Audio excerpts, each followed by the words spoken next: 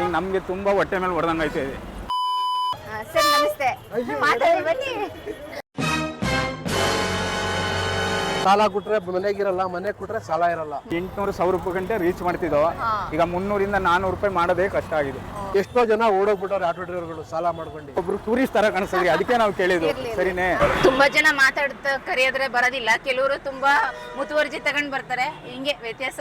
2025ರಲ್ಲಿ ನಿಮ್ಗೆ ಕಲಿತ ಪಾಠ ಏನು, ಅಥವಾ 2026ರಲ್ಲಿ ಎಕ್ಸ್ಪೆಕ್ಟ್ ಮಾಡ್ತಿರೋದೇನು? ಅಂದ್ರೆ ಜನಗಳಿಗೆ ಈ ನಮ್ಮ ಆಟೋದವ್ರಿಗೆ ಎಲ್ಲ ಬಸ್ಸು ಫ್ರೀ ಮಾಡ್ಬಿಟ್ಟೆ ಮೇಡಮ್. ಇಲ್ಲಿ ಆಟೋ ಬಿಸ್ನೆಸ್ ಏನು ನಡೀತಲ್ಲ ಮೇಡಮ್. ಇದೊಂದು ಸ್ಟಾಪ್ ಮಾಡಿಕೊಟ್ರೆ ನಮ್ದು ಹೆಂಗೋ ಜೀವನ ನಡೀತದೆ ಮೇಡಮ್.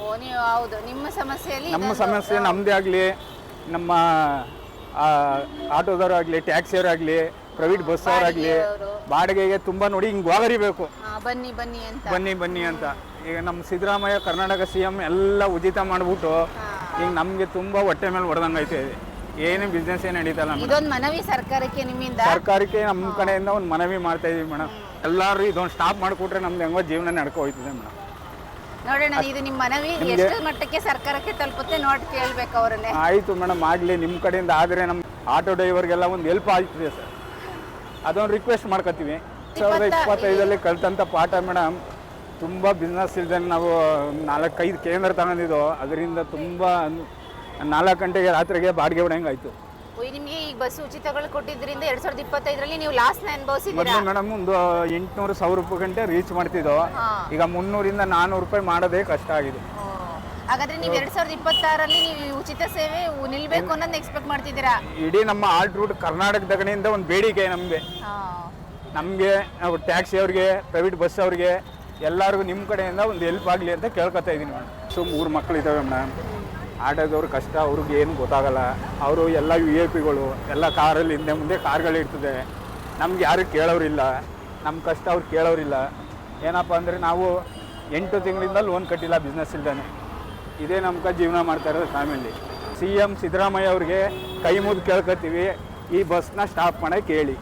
ಸರ್ ನಮಸ್ತೆ, ನೀವು ಎಷ್ಟು ವರ್ಷದಿಂದ ಆಟೋ ಓಡಿಸ್ತಿದ್ದೀರಾ ಸರ್? ಮೇಡಮ್, ನಾನು 3 ಇಯರ್ಸಿಂದ ಆಟೋ ಓಡಿಸ್ತಾ ಇದ್ದೀನಿ. ನಿಮ್ಮ ಹೆಸರು? ಸುರೇಶ್ ಅಂತ. ನಿಮ್ಮ ಸ್ಥಳೀಯ ಊರು ರಮನಹಳ್ಳಿ ಮೇಡಮ್. ರಮನಹಳ್ಳಿ. 2025ರಲ್ಲಿ ನೀವು ಮರೆಯಲಾರದ ಘಟನೆಗಳು ಅಂದರೆ ಈ ಥರದ್ದು ನನ್ನ ಲೈಫಲ್ಲಿ ಮತ್ತೆ ಆಗಬಾರ್ದು ಅಂದರೆ ಏನು?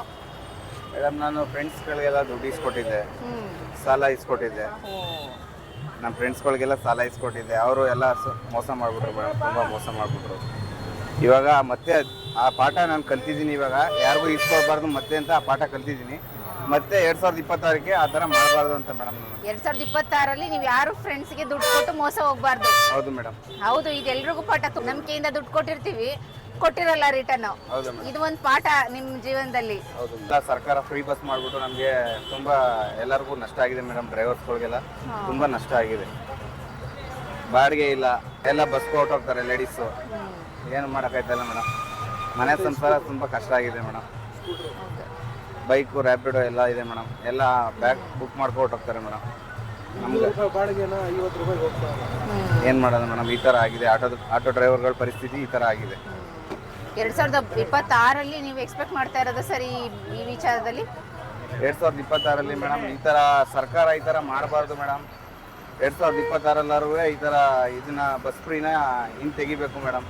ಅದನ್ನೇ ನಾವು ಕೇಳ್ಕೊತಾ ಇದ್ದೀವಿ ಡ್ರೈವರ್ಸ್ಗಳಿಗೆಲ್ಲ. ಅದೇ ಕೇಳ್ಕೊಳ್ಳೋದು ಮೇಡಮ್ ಸರ್ಕಾರದ ಬಗ್ಗೆ, ಅಷ್ಟೇ, ಇನ್ನೇನಿಲ್ಲ ಮೇಡಮ್. ಬಸ್ಸಿಂದ, ರಾಪಿಡೋ, ಸ್ಕೂಟ್ರಿಯಿಂದ ನಮಗೆ ಭಾಳ ತೊಂದರೆ ಆಗ್ತಾ ಇದೆ. ಎಷ್ಟೋ ಜನ ಓಡೋಗ್ಬಿಟ್ಟವ್ರೆ ಆಟೋ ಡ್ರೈವರ್ಗಳು ಸಾಲ ಮಾಡ್ಕೊಂಡು.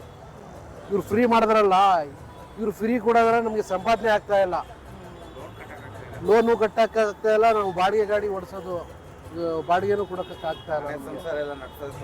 ತುಂಬ ಸಾಲ ಕೊಟ್ರೆ ಮನೆಗಿರಲ್ಲ, ಮನೆ ಕೊಟ್ರೆ ಸಾಲ ಇರಲ್ಲ, ಸಾಲ ಕೊಡೋಕ್ಕಾಗಲ್ಲ. ಆ ರೀತಿ ನಾವು ಬಾಳ್ತಾ ಇದ್ದೀವಿ.